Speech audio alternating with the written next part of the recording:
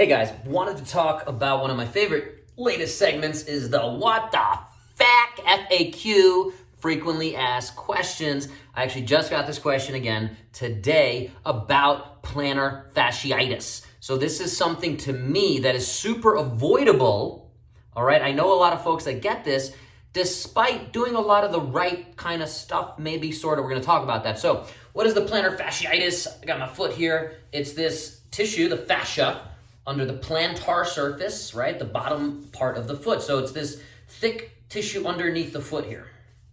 All right, so understanding that, basically it gets really tight. The common kind of ways that are treated, you wake up first thing in the morning and you have painful spot right there with as soon as you're stepping and moving, because overnight your feet are under the sheets and they're tightening up. So it's actually tightening all this even more.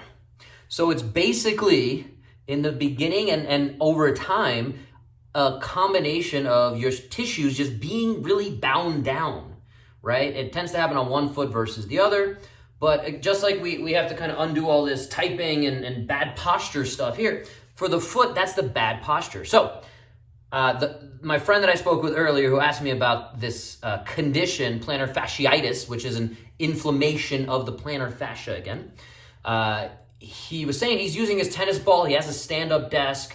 That's some of that kind of right stuff. And I just kind of checked in with him like, tennis ball generally means you're not pressing hard enough, A. B, I kind of poked on him and said, this is probably what you're feeling.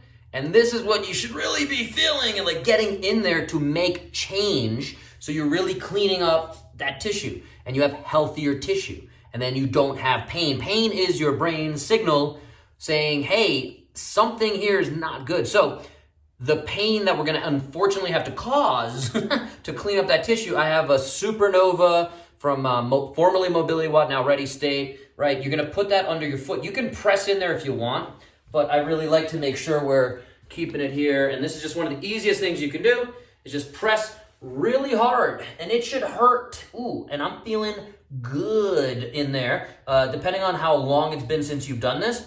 This guy is pretty firm. I got the other one in my pocket, voodoo band. Always keep a voodoo band on hand. We'll talk about that in a second. And then this is a yoga tune-up ball. You can also use a lacrosse ball as the other really good option. Tennis ball tends to just kind of collapse for anyone who weighs more than 100 pounds. So the yoga tune-up ball is nice because it has a little bit of a give, right? It's a little bit softer than this Supernova, which the Supernova is a nice, strong, firm way that grabs the skin nicely. Yoga tune-up ball as well grabs that skin nicely. Coming back to it, voodoo band.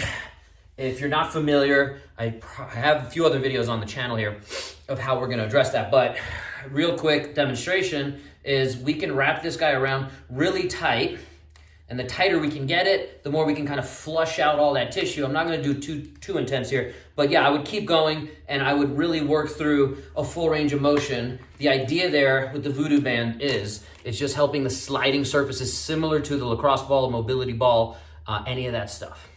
One other challenge I'm gonna throw into this combination, other than walking barefoot, I'm backing up here so you can kind of see my foot, is can you lift your big toe without lifting all your other toes and without the other foot kind of kicking in, because your brain's gonna play that trick.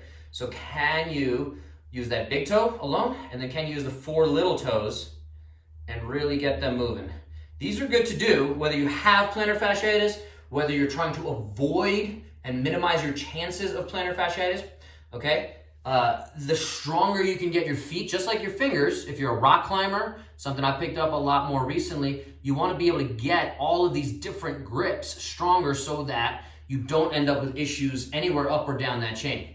Another part of this conversation, back to the plantar fasciitis, is we want to, again, understand that the calf is very connected to the tissue here. So as much as it's great to get the bottom of the foot, I also want to make sure I get this ball in my Achilles, in my soleus, which is this part between the Achilles and the big meaty gastroc calf muscle. And so the more I can get in here and get it to hurt and move, and I'm cleaning up, again, that tissue, the entire chain, so that when my foot hits the ground, whether I'm being active, whether I'm running, whether I'm squatting, whether I'm standing at my standing desk, that entire chain of tissue is healthier and not as likely to get so bound down that we get an irritation, inflammation, an itis, a pain that now becomes harder to manage, okay? So I'm gonna stop it there. If you guys have questions about plantar fasciitis, let me know. If you're in the Denver Boulder area, you wanna see me for any of these conditions, we do an assessment. We are gonna get you moving and feeling better in 30 minutes. We're gonna put a plan in place for 30 days, and then we wanna let that last for the next 30 years. So that's the BOW 30 system, 30, 30, 30. If you're interested, shoot me a message somewhere. We get in touch. My info should be easily available. If not, let me know. And if you have questions virtually, if you're not in the Denver Boulder area, let me know and we can work together virtually. We can get on a call. We can get you out of pain, again, even virtually, whether you start doing some of these basic things. And again, sometimes it's as easy as just getting the ball in the right way on the foot. Again, not just, right? Luke, talking to you. You asked me the question earlier. I'm not trying to call you out, but that's okay. So questions, answers, let me know if you have other thoughts. Plantar fasciitis should be avoided, easily avoided, and it should never happen. And if you do have it, it should be easy enough to get it out of your system with very quick, minute tweaks, in my opinion, in my experience, over 15 years in practice at this point. I think that's almost right. So almost there. Have an awesome day. I hope this helps you get 1% better today, and I hope this helps you avoid plantar fasciitis or get out of that pain.